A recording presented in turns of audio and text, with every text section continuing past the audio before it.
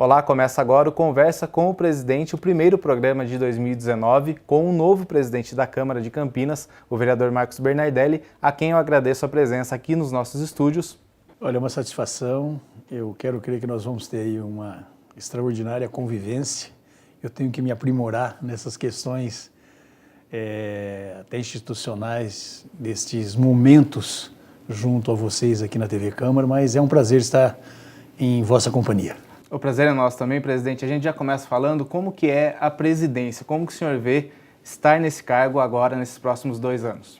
Olha, eu faço mais ou menos um retrospecto de quando eu estive presidente da OAB em Campinas. Na época eu fui eleito com 34 anos de idade, o presidente mais jovem que assumiu a subseção aqui em Campinas, e tinha uma máxima entre os advogados que para ocupar aquela cadeira da presidência lá da Moraes Salles à época, você tinha que ter alguns predicados. Ser filho da PUC, torcer para a Ponte para o Guarani, ter um familiar na área jurídica, ser sócio da Hípica e alguns outros. Eu não tinha nenhum desses requisitos.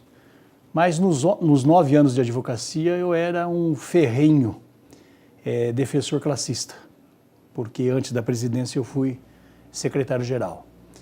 E eu trago essa máxima aqui para a cadeira da presidência da Câmara, que eu não preciso ser o melhor vereador da cidade, que eu tenho certeza que não sou, mas eu tenho que ser aquele melhor representante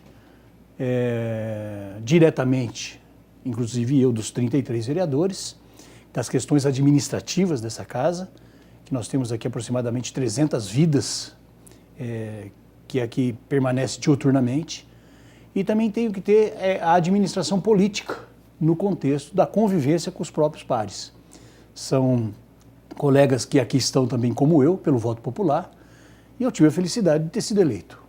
É uma tarefa que me engrandece, é uma tarefa que eu tenho certeza que vai ser muito trabalhada, e eu estou fazendo, nós estamos fazendo, porque as decisões desde o dia que aqui chegamos, no dia 1º, são colegiadas. A mesa está decidindo de forma colegiada. Em específico, eu, o vereador Rodrigo da Farmadique, que é o primeiro secretário, e o vereador Campos Filho, que é o segundo secretário. Então o trabalho está sendo aí a 6 mãos nesse início de administração. Nós tomamos por decisão de não modificar nenhum quadro, quer efetivo, quer comissionado, porque a transição tem que ser harmônica, pacífica.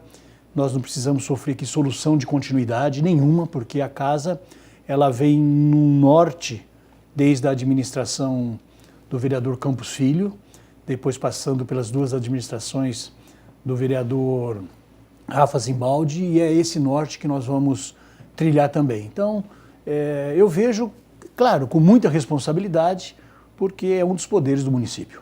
Essa transição, como está funcionando? A sua tem alguma parte de um pessoal novo da sua equipe que está trabalhando junto com o pessoal que já está aqui, é isso?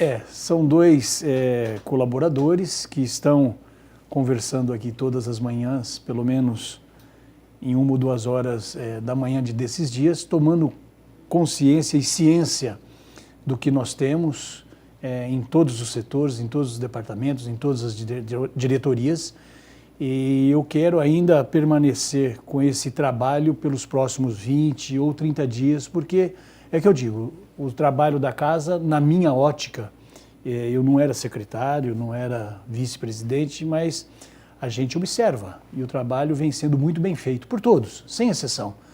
E eu não posso ter uma solução de continuidade por vaidade própria. A casa, ela anda por si só. Eu digo que os efetivos aqui são os motoristas. Nós somos aqui os passageiros. Daqui a 2 anos, outros virão. Então, nós temos que pensar sempre no crescer da instituição. E é com esse sentido que nós estamos nas questões, tratando das questões administrativas. O senhor já tem até um programa aí, umas alterações previstas para o Legislativo, para as sessões, como é que é isso?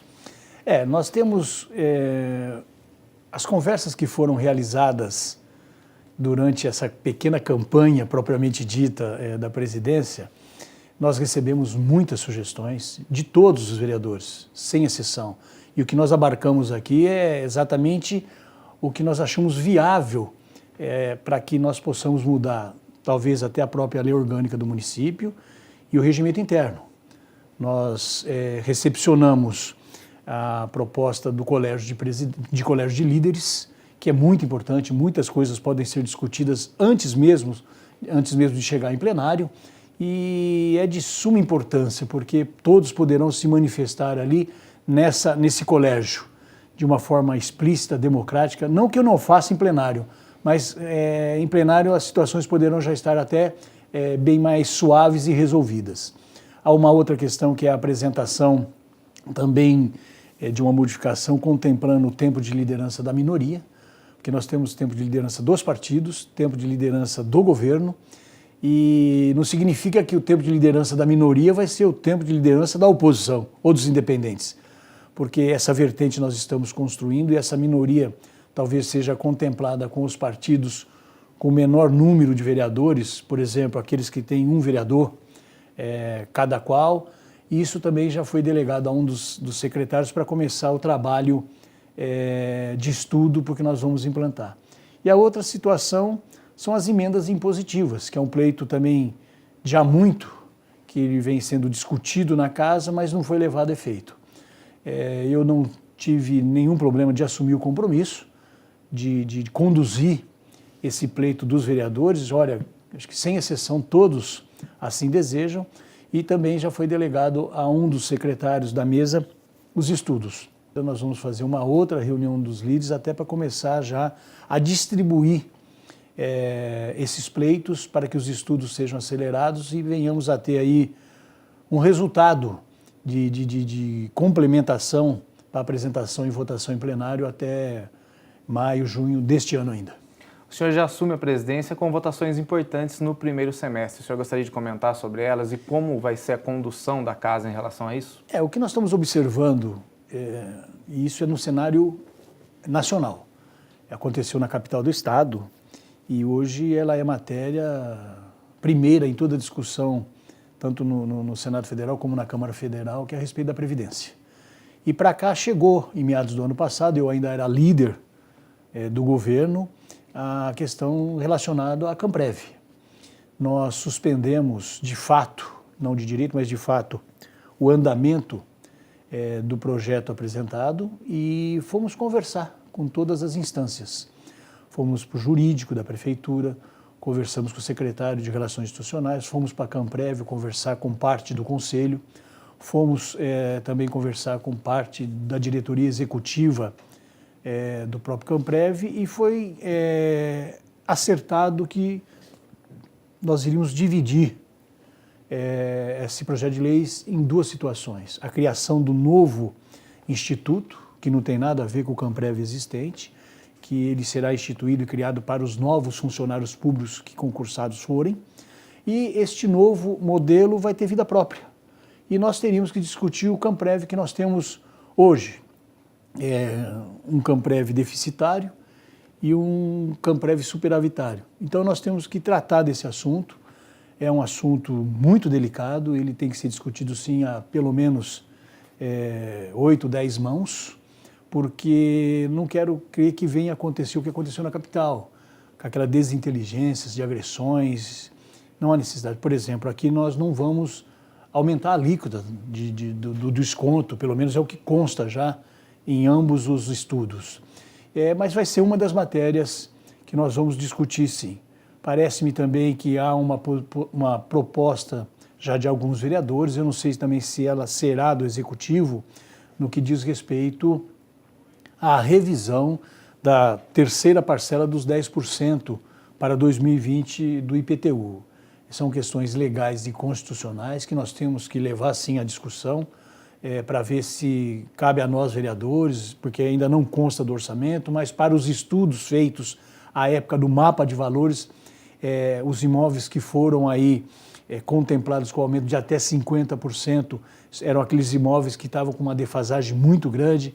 Então são questões que virão à baila e que nós não temos dificuldade nenhuma em discuti-las. E o consenso, se prevalecer, ou se não, iremos para a votação. O senhor falou que vai utilizar a sua época, a experiência como presidente da OAB Campinas para atuar na presidência aqui. Mas como o seu tempo no Legislativo, a sua carreira como vereador, pode te auxiliar na presidência e no trato com os outros vereadores? Em muito. E quando que cheguei, eu tive que procurar o meu espaço. Me recordo que foi um trabalho difícil de ser conquistado, mas eu conquistei. Logo na sequência, eu fui convidado para ser vice-líder. O líder à época do prefeito Jonas era o vereador André Van Zuben. Depois eu fui convidado para ser líder do governo e eu desempenhei nesses últimos 2 anos. A convivência com os pares, ela é de suma importância. E você nunca falar meia-verdade ou inverdades, porque a verdade dita de uma vez só, você sempre vai repeti-la. Pode causar um mal-estar num primeiro momento, mas você não vai ser traído em alguns posicionamentos. O convívio com os vereadores, ele é imprescindível, de uma forma ou de outra. Eu tenho um relacionamento com todos. O próprio pleito que nós passamos aí causou um pouquinho de estresse, mas já, como eu disse, já passou. Agora é a união da base sólida da base para fazer com que essa Câmara desempenhe o seu papel como determina a própria Constituição Federal, Estadual e a Lei Orgânica. Não vou misturar, em hipótese alguma, a liderança do governo que hoje vai ser exercida pelo vereador Rossini, a quem eu desejo sucesso. Mas a experiência desses 6 anos foi muito gratificante. Ela foi assim salutar, principalmente no respeito e na convivência e no dia a dia com os próprios pares. Como o senhor vê o papel da Câmara como fiscalizadora do Executivo? Imprescindível. Dia desses, eu vi uma matéria num dos matutinos aqui da cidade a respeito do fator indicações do vereador para situações a serem enfrentadas pelo Executivo. E a matéria ela era um pouco até assim, não dizendo o que penso eu como correto, porque é uma prerrogativa do parlamentar fazer a indicação. É ele que sabe os problemas que estão ocorrendo na sua rua, no seu bairro, na sua região. E é claro que é um longa-manos, é um braço estendido para a voz do povo. A voz chega no vereador primeiro, ele faz a indicação e acompanha se aquilo foi contemplado ou não. Então é salutar, é muito positivo. E esse trabalho, afora das indicações e cobrar as indicações, é o próprio espaço aqui no parlamento. Nós temos os vereadores que se classificam como oposicionistas, outros como independentes, e quero crer que em nenhum momento tiveram tolhido aqui o direito de pleitear aquilo que entende por direito, e é claro que se porventura o plenário se posicionar contrário, é que eu digo, o plenário ele é pleno mesmo, a decisão ali tomada ela é e tem que ser obedecida. Então, a fiscalização ela continuará. Eu quero também aqui reafirmar que nós estamos na fase aí da tramitação da comissão processante. O vereador Cirilo, o vereador Vermelho, o vereador Felipe Marquesi estão tendo toda a liberdade, como não poderia deixar de ser. Nós estamos dando seguimento aqui no que o vereador Rafa Zimbaldi delineou. Nós abrimos o próprio gabinete, desestruturamos para que fosse ali alocada o espaço para as audiências, oitivas arroladas pelo vereador Marcelo Silva, as oitivas das testemunhas arroladas pelo próprio prefeito. Então a comissão está a pleno vapor e não terá e jamais seria qualquer posicionamento contrário a gente impor alguma coisa ou a mesmo até propriamente dito a presidência. Então nós estamos num trabalho, eu acho que qualquer que seja o resultado do relatório, como eu tenho dito, ele vai ser levado a plenário. O plenário é soberano para decidir de uma forma ou de outra. Tá já, presidente. Muito obrigado pela presença aqui, pela entrevista. Eu que agradeço e desejo a todos um bom ano, um ano de realizações, um ano de muito trabalho, um ano profícuo. E esse foi então o programa Conversa com o Presidente, o primeiro de 2019, e a gente se vê numa próxima.